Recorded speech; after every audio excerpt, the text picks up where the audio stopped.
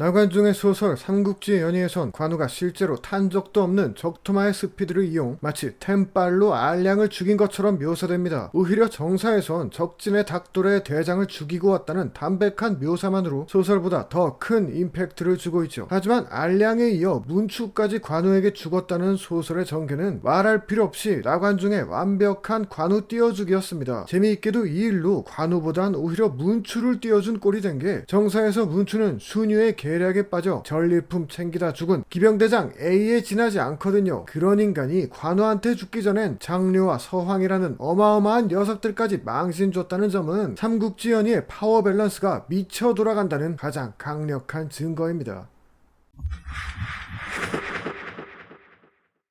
원래부터 범상치 않은 인물로 소문났던 학소는 진창성에서 제갈량의 맹공을 막아내 주가가 폭등하게 됩니다. 그런데 소설의 제갈량은 웬만해선 안 지는 인간이었기 때문에 이대로 끝낼 수 없었고 결국 제갈량의 2차 침공에 놀란 학소가 병상에서 죽는 것으로 처리해버립니다. 이는 당연히 학소가 들으면 개거품 물만한 일로 그가 촉군에게 던질 돌을 꺼내기 위해 남의 무덤까지 파헤쳤다는 걸 떠올리면 진창성이 함락된 이 엔딩은 불필요하게 과한 면이 있었습니다. 실제로 학수는 멋진 유언을 남기며 고상하게 죽었는데 말이죠. 다만 그의 시신을 위나라로 보내줬다는 묘사에선 제갈량이 2번이나 회유를 시도했던 인물에 대한 최소한의 존중심은 보였던 것 같습니다.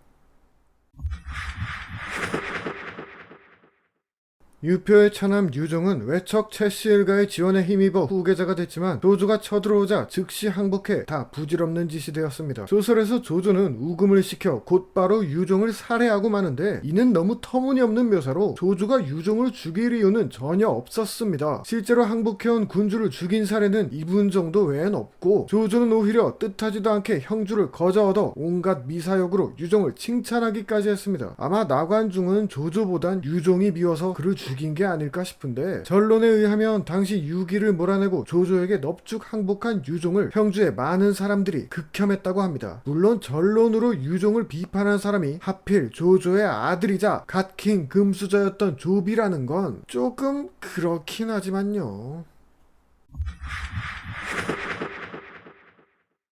정사 탑클래스의 명궁이었던 감령은 소설에서도 기록 이상의 전천후 활약을 하며 오나라 측 인물 중 단연 최고 수준의 버프를 받았습니다. 하지만 그 역시 엉뚱한 최후를 피해가진 못했는데 실제로는 형주공방전 즈음 사망했던 감령이 이릉대전에 참전해 만왕 사마가의 화살에 뒤통수를 맞고 사망해버려요. 그래도 이게 악의적인 묘사로는 안 보이는 게 연의에서 감령은 병든 몸을 일으켜 나라를 위해 싸운 것으로 나오며 그가 사망하자 수백 마리의 까마귀들이 주위를 맴돌며 울었다는 까마귀 군주스러운 묘사까지 남겼습니다. 죽은 감령의 부하들이 까마귀로 변했다는 야사를 채용한 건 꽤 감동적이었지만 하필 화살을 맞아도 뒤통수에 맞고 죽은 건 좀...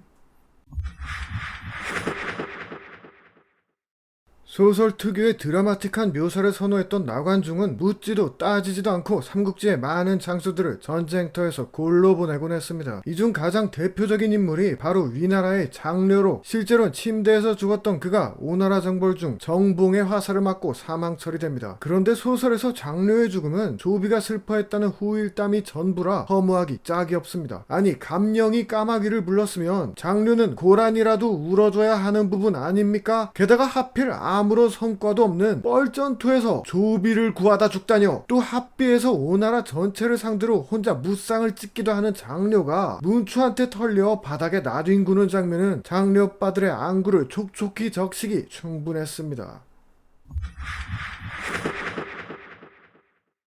사실 서황에 비하면 장료의 최후는 오히려 봐줄만한 편입니다. 장료를 사살한 정봉은 정사에서 삼국지 최고 수준의 깡따구를 갖춘 인간병기였지만 서황을 죽인 사람은 고작 맹달 나부랭이였으니까요. 아니 서황은 번성에서 관우도 이겼던 사람이에요. 그런데 누구요? 맹달? 지 밥그릇 싸움하느라 관우가 죽는 걸 방관하고는 벌 받는 게 무서워 조비한테 항복한 그 인간이요. 명성만 부풀려져선 개뿔 보여준 것도 없는 인간한테 대체 왜 서황을 제물로 던졌는지 진정 이해 불가입니다. 제가 만약 편집장이었다면 나관중한테 원고를 집어던지며 다시 써오라고 했을걸요. 왕평권도 그렇고 서황은 유독 이상한 데서 튀어나와 이미지를 깎아먹던데 아무래도 나관중한테 막 굴려도 되는 캐릭터로 단단히 찍힌 듯 하네요. 왜 하늘은 나를 낳고 또 제갈량을 낳았느냐는 주유의 마지막 대사는 지금까지 이 세상 모든 이인자들의 심정을 대변하는 불후의 명대사로 남았습니다. 삼국지 연의의 주유는 그야말로 기승전 제갈량의 끝을 보여주는 인물로 매 화마다 제갈량을 죽이려고 시도하고 또 번번이 실패하지만 사실 정사의 주유는 제갈량을 이렇게까지 의식할 필요가 없는 인물입니다. 그도 그럴 게 주유는 그 자신의 능력이 이미 조조랑 유비를 몽땅 쌈 싸먹을 뻔한 괴물이었거든요. 당시 오나라 자체나 마찬가지였던 주유로서는 유비의 참모였던 제갈량보다 오히려 한 수 위의 인물에 가까웠습니다. 실제로 주유는 연희의 저 좀스런 대사가 아니라 훨씬 감동적인 유언을 남기며 죽기도 했죠. 그걸 알게 된 지금에선 소설에서 묘사된 주유의 모습에 헛웃음이 나오지만 오히려 제갈량보다 훨씬 인간적인 면모를 가진 매력적인 캐릭터가 된 것은 나관중을 인정해줘야 할지도요. 북벌중 철롱산에서 패해 도망치던 강류는 자신을 쫓아오는 곽해를 떨쳐내기 위해 연신 활을 당겼지만 사실 화살이 다 떨어져 쏘는 신용만 하는 중이었습니다. 페이크라는 걸 눈치챈 곽해가 이번엔 강류에게 화살을 쏘자 강류는 기다렸다는 듯이 그 화살을 맨손으로 잡아선 자신의 활의 장전에 그대로 곽해의 이마에 적중시켜버렸죠. 만일 이 이야기마저 정사에 기록돼 있는 실화였다면 강류의 인기는 대기권을 뚫고 안드로메다로 가 촉바의 지분이 전체 인구수의 90%에 육박했을 겁니다. 사실 곽해가 철롱산에서 강류를 격파한 것부터 이미 정사엔 없는 허구임을 볼 때 마냥 연희의 피해자라고는 볼 수 없긴 합니다. 하지만 실제로는 수명이 다해 죽은 사람이 장르를 착각한 듯한 작가의 무리수로 사망하는 모습은 극적인 만큼 불쌍하기도 했네요. 이때 선주의 아내 되었던 강동 손부인은 오에 있다가 촉병이 대패하여 선주가 전사했다는 소문을 들었다. 손부인은 멀리 서편을 바라보아 통곡한 후에 몸을 날려 강물에 빠져 죽으니 정렬의 매운 향기는 사람들의 마음을 아프게 했다. 개뿔.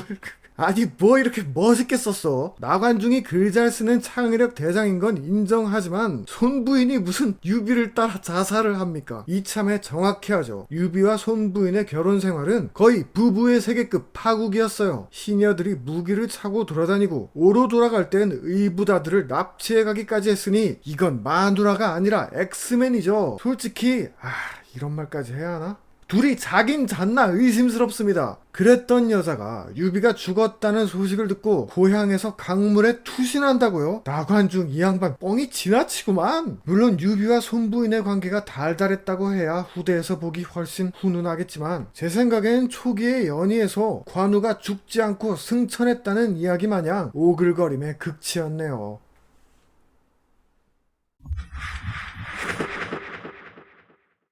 사실 주연은 일흥에서 육손과 함께 유비를 물리쳤고 강릉에선 불리한 상황에서도 조진을 막아내는 등 오나라를 위해 수도 없이 전공을 세운 역전의 용사였습니다. 흔히들 오나라가 자랑하는 도동 라인을 언급할 때 여몽 다음이 육손으로 알고 있지만 사실 여몽이 죽을 때 추천한 인물은 육손이 아니라 주연이었습니다. 더구나 육손이 사망했을 땐 70세가 다 돼가는 나이에 다시 도독으로 임명될 정도였죠. 그런데 소설에서 주연은 겨우 41살의 조은한테 끔살당합니다. 아니 이거는 조은이 목을 딴 사람 중 단연 최고의 네임드예요. 주연은 죽기 직전에도 오나라의 군권 1인자였단 말입니다. 이게 얼마나 무리수였는지 촉과 오의 상황을 반대로 대입해보면 주태가 강류를 죽인 꼴이라니까요. 어허 이거 참. 육손 능통과 함께 손군의 최애였던 주연이 실제보다 27년이나 일찍 죽는 바람에 오나라는 육항이 등장할 때까지 사실상 개점 휴업 상태였습니다. 이 때문에 주연은 중국 본토에서마저 오래도록 저리 취급을 당하다 지금은 재평가를 받아 박물관이나 공원이 생기는 등 많이 회복했다고 하네요. 어쩌면 나관중은 무인을 가장 무인다운 모습으로 퇴장시키기 위해 이름 있는 장수들끼리 영광스러운 은퇴식을 치르게 한 것 아닐까요? 다소 억울한 사람들은 생겼지만 연희가 정사보다 훨씬 재밌는 것도 아마 그런 점들 때문일 겁니다.